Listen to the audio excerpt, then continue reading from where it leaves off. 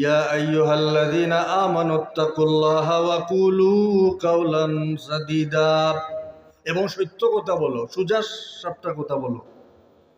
একটা হচ্ছে কলবের আমল আর একটা হচ্ছে জবানের আমল। তাকওয়ার সারাংশই হচ্ছে মানুষের কলব ঠিক হয়ে যাওয়া। যুগে যুগে আম্বিয়া কেরাম আলাইহিস সালাতু ওয়াস সালাম এই জমিনে এসেছেন মানুষের কলব ঠিক করার জন্য, মানুষ যাতে মুত্তাকি হয়ে যায়। এবং এটা কোরআনের একটা one of the central issues of the holy Quran. কোরআনের একটা মৌলিক আলোচ্য বিষয় হচ্ছে তাহজিবুন নুফুসিল বাশারিয়া, মানব সন্তান এদের অন্তরের সংশোধন করা। আপনার 19 শতকের 1933 সালের দিকে আমেরিকাতে, হুজুর তো আমেরিকাতে থাকেন, তারা পার্লামেন্টে আইন করলো যে মদ খাওয়া যাবে না, কারণ মদ খাওয়ার কারণে তারা সমাজবিজ্ঞানীরা গবেষণা করে দেখলেন বিভিন্ন ধরনের অপরাধ হচ্ছে, জয়েন্ট ফ্যামিলি স্ট্রাকচার কোলাপস হয়ে যাচ্ছে, খুন হচ্ছে, খারাপই হচ্ছে, বিভিন্ন ধরনের সামাজিক অনাচার হচ্ছে। এবং তারা কঠোর আইন করলো যে কেউ যদি মদ খায় পাবলিক স্পেসে তাহলে তাকে জেল দিবে, কারাগার দিবে, পানিশমেন্ট করবে। দেখা গেল জেলের মধ্যে প্রায় আপনার লক্ষাধিক মানুষকে জেলে ভরলো, অনেককে 10 বছর 20 বছর কারাদণ্ড দিল। এরপরে দেখা গেল মদ খাওয়ার পরিমাণ আরও বেড়ে গেছে। তখন তারা আবার পার্লামেন্টে আইন করলো যে না, এখন আর কোনো জেল টেল নাই, যার ইচ্ছা হে যেভাবে ইচ্ছা সে খাইতে পারবে। ফেল করলো। এইভাবে তারা বিভিন্ন ধরনের আইন করলো। ব্রিটিশ প্রধানমন্ত্রী মার্গারেট থেচার, যাকে লৌহ মানবী বলা হতো, তিনি একবার ব্রিটিশ পার্লামেন্টে বক্তৃতায় বলেছেন, this parliament is too much powerful, it can make a man into A women, it can not make a man into A women and a women into a man, but it can do and undo everything. তিনি বললেন, আমরা এত শক্তিশালী, আমরা আইন বানাইতে পারি। আমরা শুধু একজন পুরুষকে মহিলা বানাইতে পারি না, আর একজন মহিলাকে পুরুষ বানাইতে পারি না, আর আমরা সব কিছু করতে পারি। এখন আবার তারা পুরুষকে মহিলা বানানোরও পদ্ধতি শুরু করছে। টেকনোলজির যেভাবে ডেভেলপমেন্ট হচ্ছে, অদূর ভবিষ্যতে আল্লাহই জানে দেখা যাবে যে পুরুষ মহিলা হয়ে যাচ্ছে আমাদের দেশেই। এবং এটা আমাদের পাঠ্যপুস্তকের অন্তর্ভুক্ত করার জন্যও জাতিসংঘ যারা, তারা প্রস্তাব পেশ করেছে এবং তারা বাংলাদেশে একটা অফিস করতে চায় যে তারা মানবাধিকার, এটাকে তারা বলে হিউম্যান রাইটস, নাউজুবিল্লাহ, এটা মানবাধিকার। তারা বলছে যে একজন পুরুষ কেন আরেকজন পুরুষকে বিবাহ করতে পারবে না, একজন মহিলা কেন আরেকজন মহিলাকে বিবাহ করতে পারবে না, এটা তো মানুষের অধিকার, হে যা চাইবে তাই করবে। সুতরাং সমকামিতা, লূত আলাইহিস সালাতু ওয়াস সালামের কম যেটা করছিল। তো আল্লাহ রব্বুল আলামিন কুরআনে কারিমের মধ্যে পৃথিবীর বিভিন্ন ধ্বংসপ্রাপ্ত জাতির ইতিহাস উল্লেখ করেছেন। আল্লামা ইকবাল তিনি একটা বক্তৃতা করেছিলেন একবার পেশোয়ার বিশ্ববিদ্যালয়ে। তিনি এই কথাটা বলেছিলেন যে ওহী হচ্ছে জ্ঞান অর্জনের এমন একটা সূত্র, যে সূত্রের মাধ্যমে আমরা জীবনের অপারে কি আছে এই খবর আমরা জানতে পারি। ফাইন্নাহা মিন আহওয়ালিল বারজাখ আল্লাতী লা ইউত্তালাউ আলাইহা ওয়ালা তরিকা লিল ইলমি বিহা ইল্লা বিল ওয়াহী। একজন মানুষ মারা গেল, সে খবরে চলে গেল বরজখী জিন্দগিতে, সেখানে কি কারবার হচ্ছে দুনিয়ার বিজ্ঞানীরা, সাব্বির আহমদ উসমানী রহমতুল্লাহ আলাইহি লিখেছেন, দুনিয়ার সমস্ত দার্শনিক এবং পণ্ডিতরা যদি 1000 বছরও গবেষণা করে তাহলে বরজখী জিন্দগির 10 ভাগের 1 ভাগ 1% আবিষ্কার করতে পারবে না, জানার কোনো সুযোগ নাই। লা তরিকা লিল ইলমি বিহা ইল্লা বিল ওয়াহী। তো আল্লাহ রব্বুল আলামিন মেহেরবানি করে আম্বিয়া কেরামকে মবউস করেছেন এবং ওহির সূত্রের মাধ্যমে আমরা বরজখী জিন্দগির কথা, আখিরাতের কথা, জান্নাত জাহান্নামের কথা এত সহজে পেয়েছি। এই জন্য আলহামদুলিল্লাহ বলি, আল্লাহ শুকরিয়া আদায় করি। আল্লাহ তাআলা নিজেই বলছেন, মা কুনতা তাদরি মাল কিতাবু ওয়ালাল ঈমান ওয়ালাকিন জাআলনাহু নূরা। অন্যত্র বলছেন, ওয়া কানা ফাদলুল্লাহি আলাইকা আযীমা। এটা আল্লাহ তাআলার কত বিশাল বড় মেহেরবানি যে আমি এত সব খবর আমি কি করেছি, আপনাকে সহজে দিয়ে দিছি। তো আল্লামা ইকবাল তার বক্তৃতাতে বলেছিলেন, inner experience is only one source of knowledge. এই যে ওহী বা ইলহামের মাধ্যমে আম্বিয়া কেরাম আল্লাহ থেকে সরাসরি ওহির জ্ঞান লাভ করেন, যেটা কাতঈ অকাট্য, যেটা দিয়া দলিল হবে। কিন্তু আউলিয়া কেরামও আল্লাহর পক্ষ থেকে সম্পাদ পান, ইলহাম হয় তাদের কলবের মধ্যে।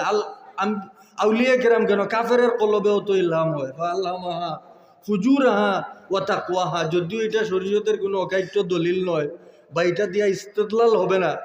এই যে জিনিসটা ফিতরতে ইসলামের উপরে প্রত্যেক মানুষ জন্মগ্রহণ করে, এই যোগ্যতা যেটা সহজাত যোগ্যতা, আল্লাহ তাআলা irrespective of caste, creed and religion, ধর্ম বর্ণ গোত্র নির্বিশেষে এই নিয়ামত প্রত্যেক মানুষকে দান করেছেন। বলেন আলহামদুলিল্লাহ।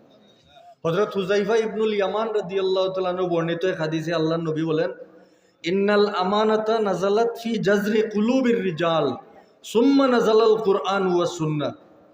এই যে আমানত, আমি যে আয়াতগুলি পড়েছি শেষ দিকে আলোচনা করব। হুজুরের আলোচনার সমাপ্তি আমি এইভাবে একটা কনক্লুশন ড্র করতে চাই।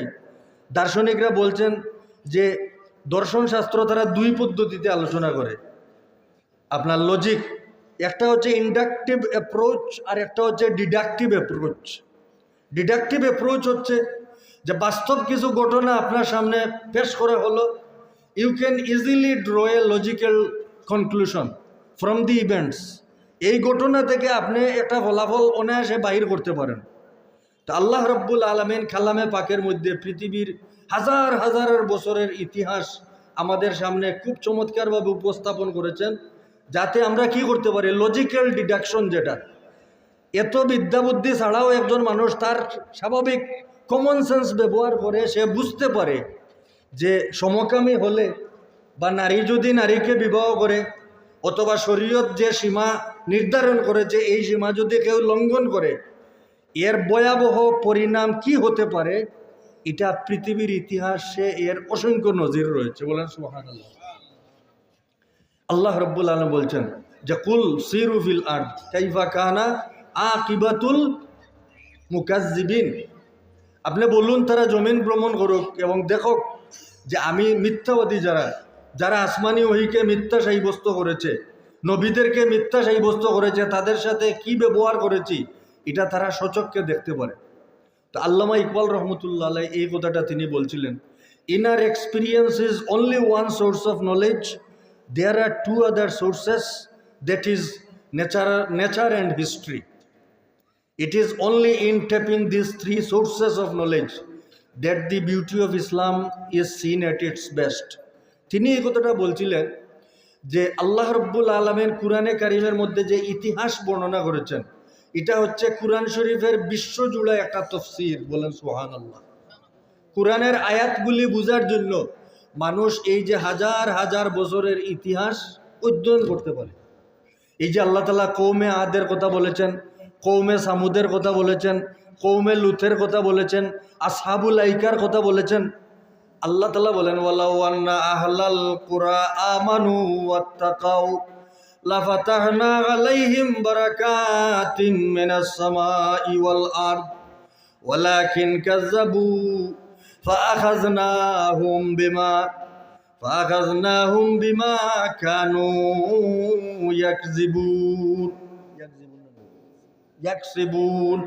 তারা যা কসব করেছে, তারা যা উপার্জন করেছে, এই কসবের ব্যাপারে আল্লাহ তাআলা বলছেন যে এই যে জনপদগুলি আমি ধ্বংস করলাম, কৌমে আদের সাথে যে ব্যবহারটা করলাম, কৌমে সামুদের সাথে যে ব্যবহার করলাম, ওই যে শুআইব আলাইহিস সালাতু ওয়াসসালামের কওম আসহাবুল আইকা, এদের সাথে যে ব্যবহারটা আমি করলাম, কৌমে লুতের সাথে যে ব্যবহার করলাম, এই ব্যবহার আমি করতাম না।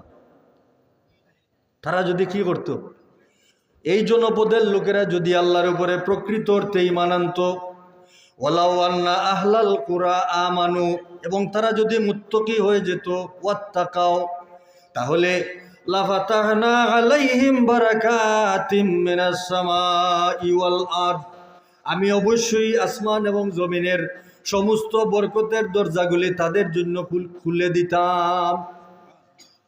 জমিন শস্য শ্যামলা সুজলা শ্যামলা হয়ে যেত, সুখী সমৃদ্ধশালী জনপদ গড়ে উঠত। কিন্তু তাদের কপাল খারাপ। কি খারাপ? ওয়ালাকিন কাযাবু, তারা আমার কথা শুনলো না। পয়গম্বর আলাইহিস সালাতু ওয়াসসালামের কাছে যে ওহী আসলো, এটাকে তারা মিথ্যা সাব্যস্ত করলো। হাসরের ময়দানে আল্লাহ রব্বুল আলামিন তাদেরকে জিজ্ঞাসা করবেন যে কোনো গবেষণা ছাড়া, উইদাউট এক্সপেরিমেন্ট অ্যান্ড অবজারভেশন তোমরা যে এগুলা মিথ্যা সাব্যস্ত করলে, দলিলটা কি? ফালাম্মা যাও কালা আকাজ্জাবতুম বিমা লাম তুহিতু বিহা ইলমা, তোমরা কি সেই সমস্ত বিষয়কে মিথ্যা সাব্যস্ত করলে যে বিষয়গুলি তোমাদের কোনো গবেষণা নাই, তোমাদের ইলম যেগুলো এহাতা করতে পারতো না, ধরতে পারতো না, এই জিনিসগুলা যে তোমরা মিথ্যা সাব্যস্ত করলে, কেন করলে? আম্মাযা কুনতুম তা'মালুন, কি করছিলে তোমরা?